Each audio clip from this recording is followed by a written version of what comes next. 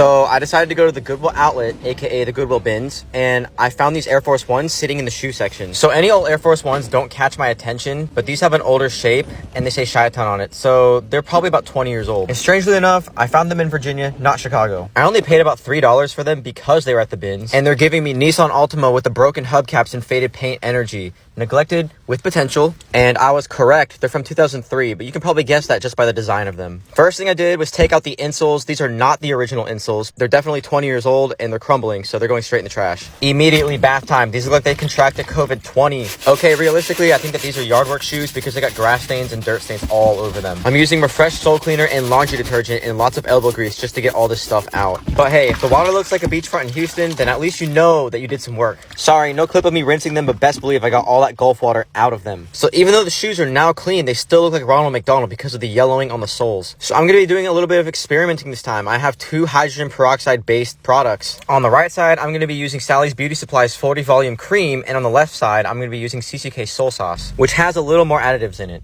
I'm going to give these at least 4 hours of sun exposure just to see if there's any difference in work. And bam, these switched back quicker than Ariana Grande could ever. It looks like the products have had the same result, but the CCK has done just a baby bit better. It works better for translucent soles like on Jordan 11s because those need multiple sessions. Trust me, I'm no scientist. I actually failed all my science classes in high school, but all I know is that this came from the computer community and it made its way into the shoe world. Those old 90s computers that look beige, they're really supposed to be white, so somebody found a way to do it with hydrogen peroxide. I can't just leave one side oxidized, so I'm going to do the inner side of the shoes, and I only have a couple hours of sunlight left, so let's see how well this works. Not to my surprise, the hydrogen peroxide based products did their job. I recommend you trying it on your yellowed Air Force Ones. You have nothing to lose. So with used shoes, you're always going to have the inner part of your heel all scuffed up. It's usually paint and dirt, but you can get this off with acetone. I would also like to add the comments that I get on some of my videos like this.